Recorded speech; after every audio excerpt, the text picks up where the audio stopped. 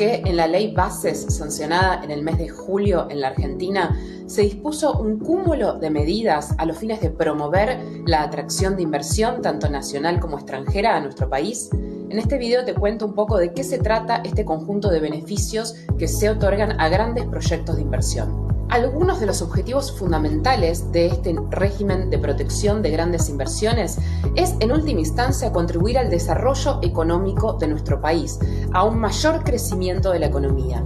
Y por supuesto que estas grandes inversiones podrán traducirse, y esa es la intención que se plasmó en el proyecto, en nuevos puestos de trabajo, en mayor empleo, tanto directo como indirecto, y también en mayores exportaciones de bienes y servicios desde la Argentina hacia el resto del mundo.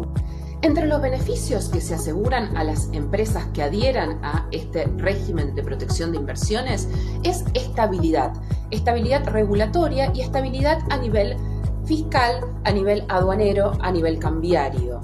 Este régimen de beneficios impositivos, aduaneros y cambiarios deberá mantenerse tal cual se pacta en el momento de adhesión y por 30 años, es decir, se consideran derechos adquiridos, protegidos constitucionalmente, y no podrían nuevas leyes derogar estos beneficios asignados a las empresas dentro de este régimen. No podrían crearse regímenes cambiarios más gravosos o nuevos impuestos a alícuotas distintas que perjudiquen a las empresas que adhirieron a un determinado régimen fiscal, aduanero y cambiario. Bueno, hoy la tengo a mi izquierda, a Laura Virgolini, nuestra columnista, y vamos a hablar sobre este tema, que es importante y que también va a definir de alguna manera, o creemos, ¿no? O todas las energías están puestas ahí, va a definir la continuidad de este modelo que lleva adelante el gobierno nacional. Lau, ¿cómo estás? Bienvenida. ¿Qué tal? Buenas tardes. Gracias por venir. Convocarme.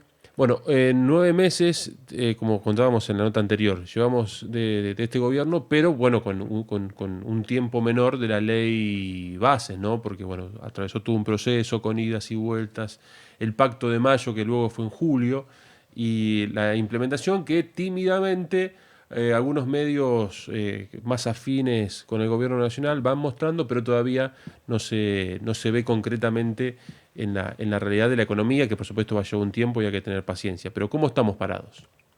Este nuevo, lo que mostraban en el video, que un poco comentaba brevemente, este proyecto que es, proyecto, ya ley sancionada, que otorga un cúmulo de beneficios para atraer inversiones. O sea, lo que se busca, Carlos, es que lleguen dólares y activar la economía. Y uno de los instrumentos fundamentales, además de la llegada de dólares a través del blanqueo que está sucediendo y que están incrementándose los depósitos en dólares, es la atracción de inversiones, tanto promover inversiones a nivel nacional como inversión extranjera. Y estos cúmulos de beneficios que establece la ley Bases tiene como objetivo eso, ¿no? Incentivar que lleguen inversiones. Y hay mucha expectativa. Yo hoy escuchaba que, en uno de los medios de comunicación, en un diario importante, decían que tenía expectativa hasta 90.000 millones de dólares en inversiones a través de este RIGI y estos beneficios. Mucho vinculado a la minería, mucho vinculado a los minerales, al petróleo, gas, y también, a lo que tiene que ver con la producción, ¿no? De hecho, recordemos cuánta inversión o hasta cuánto permite esta ley RIGI que se puede invertir o debe invertir. En realidad no te establece sí que vos bien decís, Carlos, sectores. Claro. Vos hablaste de petróleo, de gas, o sea, hay determinados sectores de la industria que sí podrán favorecerse con este régimen y otros no, que fue parte de la negociación de la sanción de esta ley. Claro. Sí. Estos sectores, petróleo, gas, sector tecnológico, después, de turismo también se incluyó. O sea, es limitado el número de sectores que pueden estar favorecidos. Y además, como exigencia para entrar en el régimen, es que la inversión sea mínima de 200 millones de dólares. Entonces, tiene que haber una inversión mínima y máximo no habría una limitación ahí. Ahora, ¿qué pasa con la producción local? ¿Qué pasa con las empresas que están en ese paraguas posible Bueno, de inversión. es interesante porque uno de los requisitos que se le establece para quien presente el proyecto y quiera, digamos, entrar en este régimen de protección es que efectivamente un determinado porcentaje de las compras que necesite para llevar adelante ese proyecto se realice a proveedores nacionales. Un mínimo, ¿no? Un mínimo de 20% de ahí en adelante.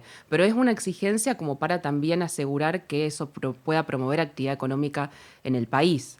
Además de que por sí también se piensa que a través de este proyecto va a haber más empleo, es decir, que se van a crear puestos de trabajo, tanto de contratación directa para llevar adelante el proyecto como empleo indirecto. Ahora, Laura, ahí el tema de la flexibilización de las leyes laborales también tienen que quedarse, digo, van atadas, van Eh, de la mano de la inversión.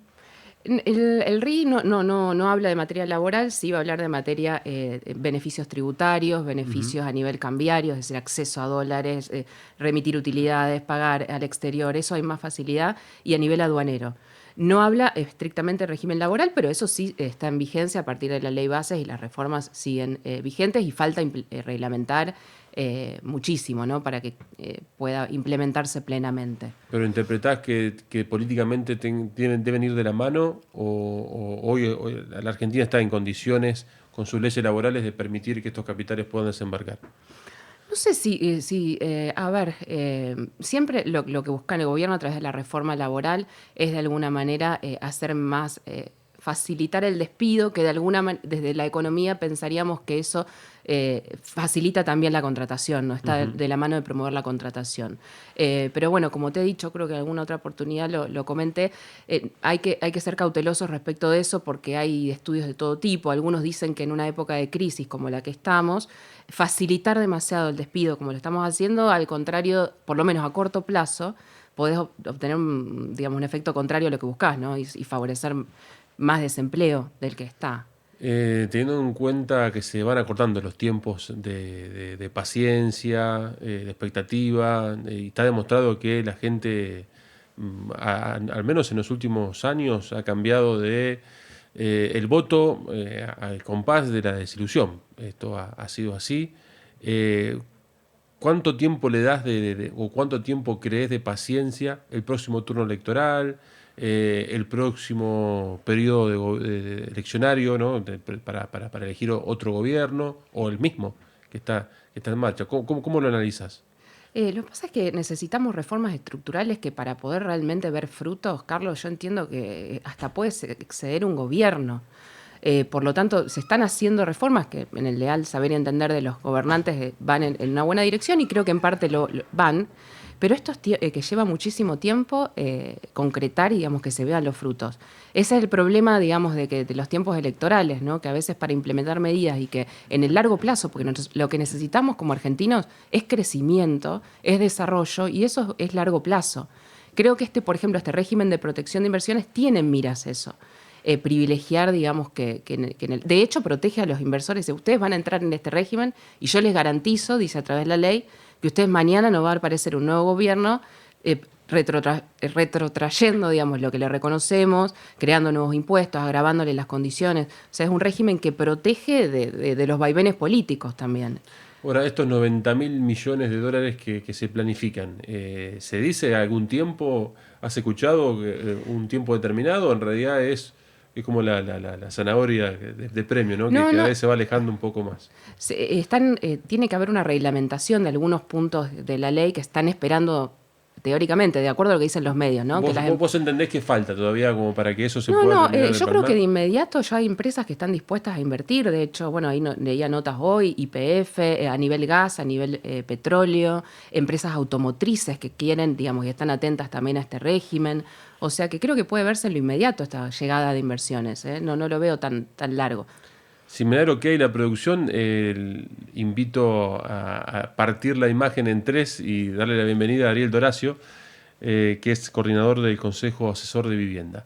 ¿Cómo andas, Ariel? Gracias por venir, Gracias por el tiempo. Carlos? ¿Qué tal, Buenas Ariel? tardes. ¿Qué tal, Virginia? ¿Cómo están? Buenas tardes. Laura, siempre me confunden Laura. con Virginia. Laura. Siempre me ¿Por dicen qué? Virginia. Ariel, es por el apellido. Pará, acá de vuelta, pará. Vamos de vuelta. No, pero por el apellido ya me respondo a Virginia también. Pero podría decir... Me pasa lo mismo. Ariel Doracio, a veces alguno me dice Ahí Horacio. también es excusa, pero vos fijate, mirá vos, buen político. Típico político. Onda, Ariel, gracias por venir, No, Gracias muchas por el gracias a tiempo. ustedes. ¿Cómo estamos con el tema alquileres, con el tema y después vamos a armar mesa entre los tres para hablar un poco de la economía en general? Pero ¿cómo está el tema de alquileres? Que, bueno, a ver, entre varios puntos que ha promovido esta ley de bases, hubo esta liberación, ¿no? Donde el locatario tiene que arreglar con el locador y que, bueno, que sea lo que Dios quiera. Mira, justamente hoy hay un debate en la Facultad de Derecho en relación a la reforma constitucional del 94 a los 30 años.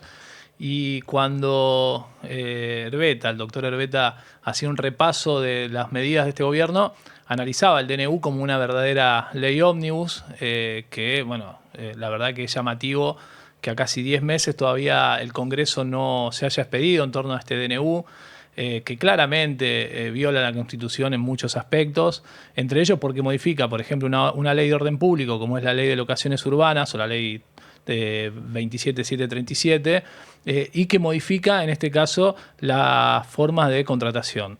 Ha generado un descalabro importante porque vimos en los primeros 3 meses contratos que se firmaban a 150.000 pesos y rápidamente el valor crecía en los primeros 3 a 260, 270.000 pesos, producto de las actualizaciones que son trimestrales por IPC, por ICL, no hay un ordenamiento en torno al índice que se aplica. Vemos cómo crece la morosidad en torno a los contratos de locación.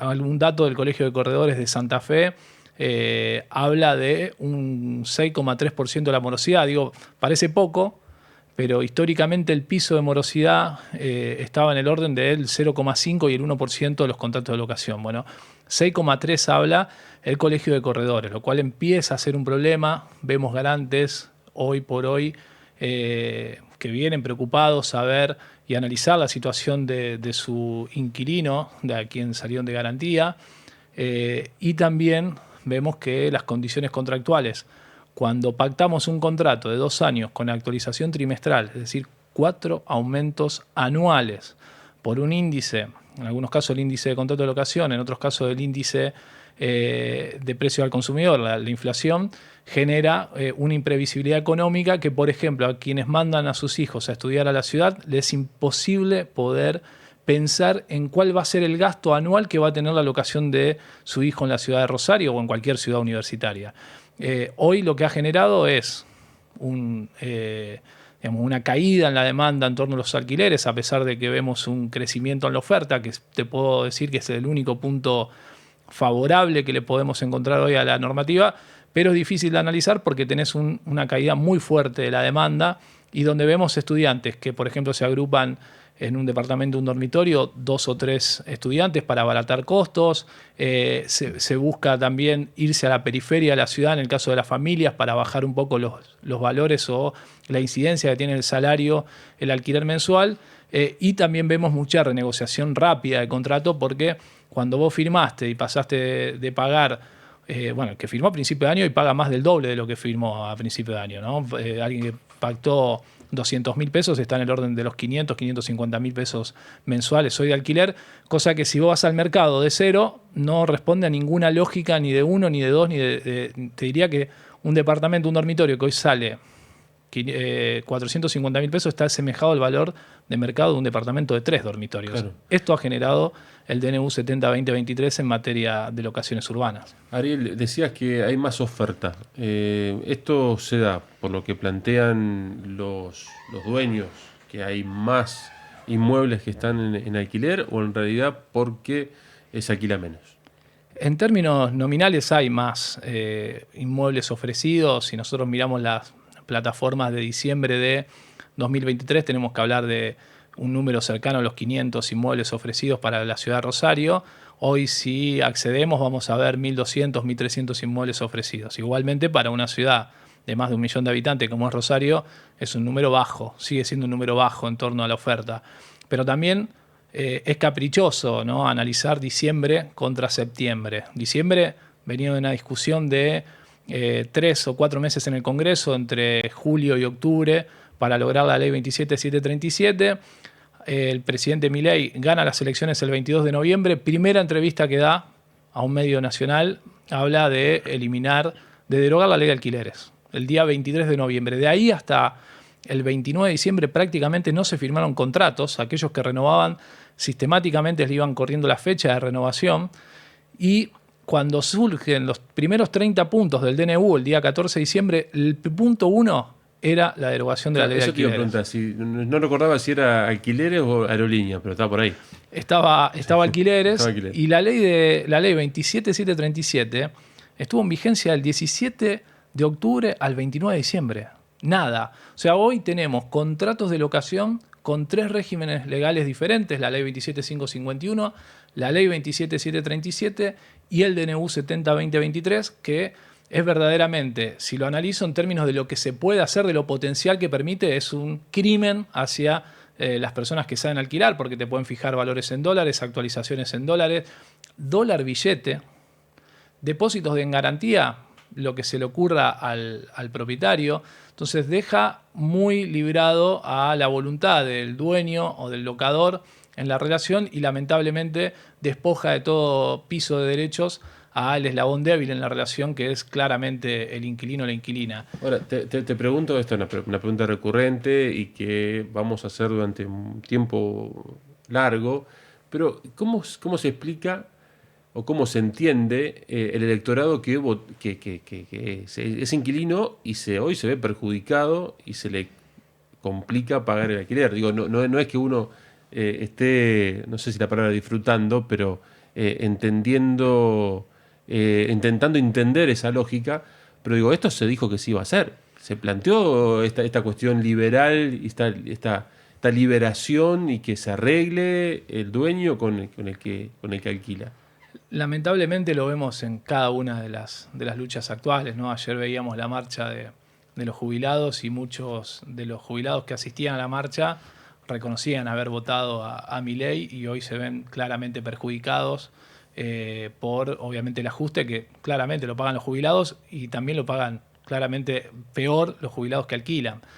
En el término de los inquilinos también han votado a su propio verdugo, porque eliminar no tener un marco normativo claro y que sea favorable al eslabón débil, me parece que es por lo menos en el análisis, lo más perjudicial a grandes rasgos. Cuando nosotros empezamos a leer fino y vemos, alguno me podrá decir, sí, de septiembre a septiembre los alquileres con la ley anterior se actualizaron en un 232%.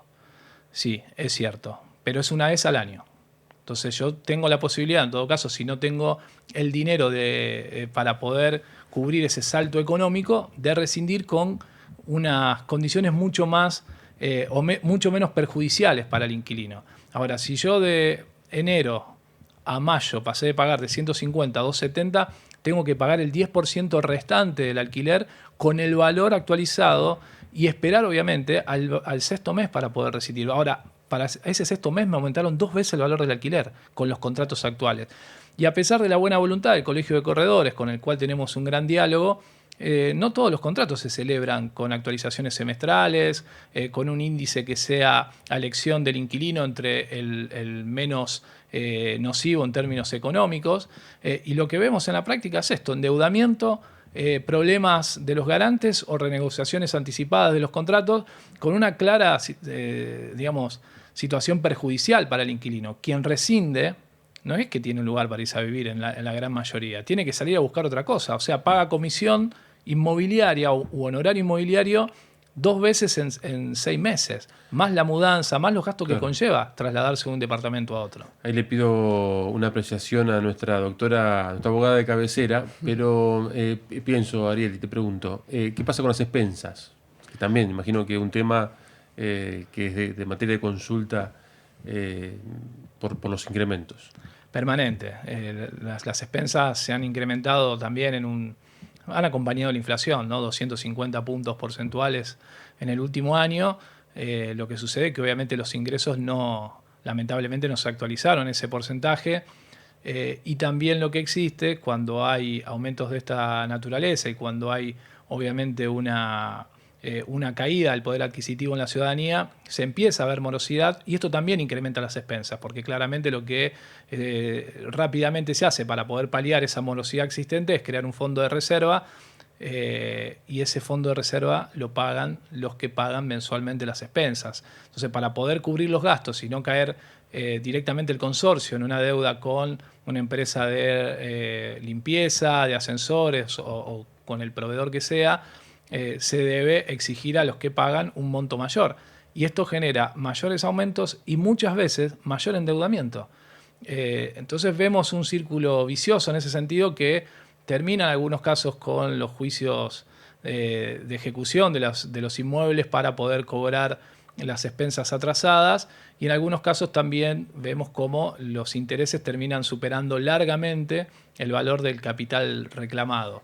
Es una situación muy compleja. Sí tenemos una buena noticia que tiene que ver con el fallo de la Corte Suprema de la provincia en torno a devolverle la vigencia, la ordenanza de expensas claras en la ciudad de Rosario, que permite por lo menos controlar la transparencia en las liquidaciones de expensas, que los inquilinos paguen lo que corresponde y no gastos que son obviamente obligación del propietario, y también la posibilidad de aplicar sanciones económicas a aquellos administradores que incumplan con lo que establece la ordenanza. La verdad que en esto nos devolvió una herramienta para poder generar una relación mucho más transparente y equiparar la relación existente entre administrador y consorcistas. Abro la mesa. Laura, apreciación de todo esto.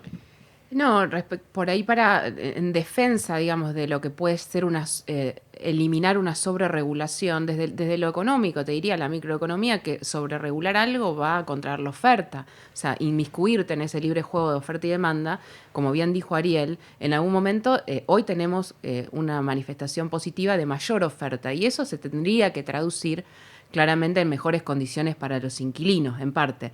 Pero bueno, el poder de negociación no es el mismo, la gente tampoco puede renunciar a tener un techo, por lo tanto es un equilibrio difícil, digamos, y en donde sí tiene que haber cierta protección, pero tenemos que tener cuidado de no que con la intención de proteger a alguien, a veces puede suceder el efecto contrario, que tenga muchísima retracción de la oferta y eso perjudique aún más el sector de los inquilinos. Ahora, le pregunto a ambos, ¿qué pasa con esto? Porque, a ver, cuando uno, como planteaba Ariel, uno va desplazándose a la periferia, va eligiendo, que no es que las localidades sean más económicas que alquilar en el centro, sino todo lo contrario, se van equiparando. Digo, hoy alquilar en San Lorenzo puede ser igual o más caro que alquilar en el centro de la ciudad de Rosario, pero ¿qué haces cuando tenés que cambiar de vida? Digo, porque detrás de todo esto, digo, cambiar de inmueble o alquilar otra vivienda es dejar cambiar la escuela, cambiar la vida de la familia, en este caso, hasta cambiar el club, porque te empieza a quedar todo un poco más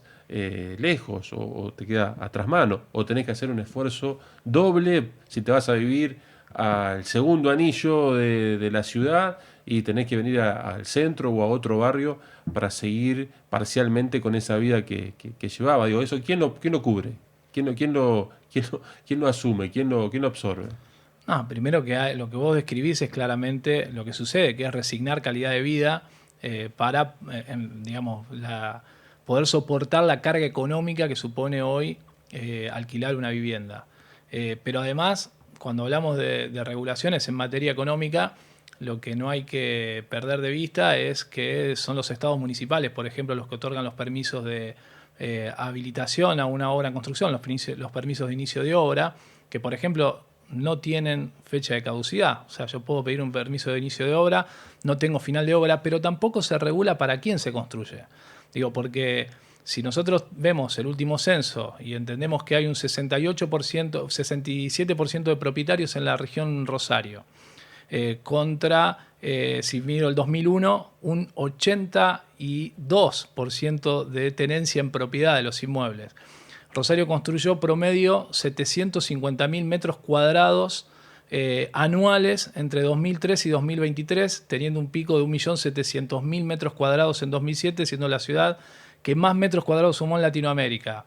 y tenemos mayor cantidad de inquilinos y tenemos 65.000 inmuebles ociosos en la ciudad, bueno, la verdad lo que hay que hacer es planificar para quién se construye, porque lo que estamos hablando es de un derecho humano, un derecho constitucional de acceder a una vivienda digna que el Estado no está permitiendo y que además hicieron concesiones al mercado inmobiliario. De hecho, la ley 27737 aceleró los procesos de actualización del valor de los alquileres, los pasó a semestrales, con un índice que es el índice Casa Propia, que tiene un componente salarial en un 90%, y que si lo miro igual hoy, por ejemplo, con la inflación, hasta está por encima de la inflación, porque, bueno, también a decir verdad, el gobierno modificó los cálculos del RIPTE en la República Argentina para mostrarnos de que en realidad parece que los salarios le están ganando a la inflación según el propio gobierno, lo cual claramente también perjudica lamentablemente a quien alquila, porque el índice de contrato de locación tiene un 50% de composición en el RIPTE y hoy es un porcentaje que actualiza al doble de la inflación. Entonces, me parece que lo que tiene que haber es una planificación en los 3 niveles del Estado para garantizar el acceso al techo, obviamente no restringir una actividad económica, pero claro, la actividad de la renta inmobiliaria es una actividad que no genera en términos productivos mucho para la ciudad. Es una discusión diría de mucha profundidad, pero que lamentablemente lo que ha hecho el gobierno desde que llegó acá es de generar un desmedro de la calidad de vida del 38% de la población de Rosario y sus alrededores que alquila. Laura, primer tema de la columna, y lo quiero traer acá, de la primera columna que hicimos. Tema crédito, porque también acá juega un papel. ¿Hay acceso a crédito? Está creciendo lo que pensabas de crédito hipotecario, de a poco, digamos, obviamente muy paulatino, pero hay intenciones de expandirlo mucho más. Para permitir el acceso a la vivienda propia. Recordaba que esta semana había leído una nota, por ejemplo, de Suiza, que decía que tenía la mayor cantidad de millonarios del mundo y que qué cantidad de esa gente es propietario y no es el mayor porcentaje, creo que más de un 40% propietario y el resto alquila. Es decir, tenemos que tener un mercado de alquileres. No quiere decir que casa propia sea... es lo ideal o no, porque fíjense que gente con gran poder adquisitivo en otros países ni siquiera tiene casa propia. Pero hoy están las condiciones dadas, el interés es el que se pueda pagar. Digo, si uno proyecta, porque estamos hablando de 30 años, 20 años de hipoteca, digo, es muy difícil en un país hasta hoy, ojalá que en adelante cambie, pero un país poco predecible. Sí, eso, hasta que no podamos resolver eso, Carlos, la intención está y la normatiza está, y de hecho está creciendo el crédito, pero nos queda mucho por delante, muchísimo, y depende de la macroeconomía en general. ¿Ariel? Comparto la cuestión de que no es necesario resolver el tema del techo con propiedad, pero también hay estados como Suiza, como Austria, como Noruega, que construyen vivienda pública en alquiler, que es algo que falta en la República Argentina. También hay sobretasa a la vivienda ociosa y también existe lo que se llama vivienda protegida en alquiler, que es la construcción con exenciones impositivas para una vivienda destinada a determinado tiempo volcada al mercado locativo, cosa que en la Argentina lamentablemente la discusión se intentó dar en los últimos debates en el Congreso, pero no prosperó. Y en cuanto al crédito, creo que para un segmento poblacional lo que es la política de los créditos nido es una solución habitacional para lograr el acceso a la primer vivienda. Sí es cierto que hay que tener un ahorro previo para después no padecer y sobre todo siendo muy reciente lo que sucedió con los créditos UBA del gobierno de Macri, que tanto dolores de cabeza le trajo a muchos usuarios que tomaron este tipo de créditos. Ahora, el crédito que se ofrece hoy, por ejemplo, Banco Nación, Banco Municipal, que están ofreciendo créditos blandos, porque son relativamente accesibles si miramos retrospectivamente al 2021 o 2022. Ese tipo de crédito, ¿para qué estamento? ¿Para qué? Vamos a decir, es accesible para un sector de la población. ¿Qué hablamos? ¿De cuántos ingresos? ¿2 millones? ¿3 millones? ¿1,5 millones? Es para asalariados que superan largamente el 1.000.000 de pesos de ingresos mensuales. Obviamente que lo que es la banca pública, tanto el Banco Municipal como el Banco Nación, tiene una tasa de interés mucho más baja que los estamentos privados, y por eso son una salida mucho más viable. Reitero, son créditos que por el fondeo que tienen y por el formato de actualización, para no padecer hay que tener un ingreso, un ahorro previo para poder cubrir un porcentaje de la operación inmobiliaria, pero me parece que es un puntapié de una herramienta que puede ser digamos, muy interesante a la hora de resolver el acceso a la primera vivienda de muchos santafesinos, y que también es interesante que lo plantee un Estado provincial. Después habrá que pensar si, para no padecer en términos económicos a futuro, los estados, en vez de subsidiar capital, debieran subsidiar tasa de interés a fin de romper con lo que genera los padecimientos macroeconómicos que tiene la Argentina en los últimos 20 años. Es una salida, y es una salida que había tomado en su momento el Procrear en la etapa entre 2011 y 2015. Pienso esto, ¿no? Y le pregunto a ambos, porque hoy en 3 de las 4 notas hablamos de deconstrucción. Y nosotros venimos de una construcción, al menos los que tenemos más de 40 y casi pisamos los sub 50, donde el techo era parte fundamental del mandato. Digo, vos tenías que acceder a la casa propia. ¿Qué pasa con ese desplazamiento que se está produciendo, donde hoy, por ejemplo, tenés dentro de la franja etaria, un gran porcentaje de la población que tiene 50 años y no tiene casa? No tiene departamento, no tiene... Digo, ¿cuál es el consejo? ¿Tomar este tipo de crédito? O, bueno, nada, hacer otro tipo de inversión en alguna otra unidad de negocio y seguir alquilando. A ambos le pregunto, juéguensela, acá hay que jugársela. Yo creo que en estos casos la persona que puede asegurarse tener el techo propio tiene un ahorro para hacerlo, y es 30 años son 30 años hacia plazo, adelante, ¿no? Pero en algunos casos, mira, yo he conocido gente que la pasó muy mal con los créditos UBA del gobierno de Macri, que cuando se ajustaron y se comprometió un porcentaje importante del salario, la pasó mal y no pudo pagar, sobre todo en el marco de la pandemia.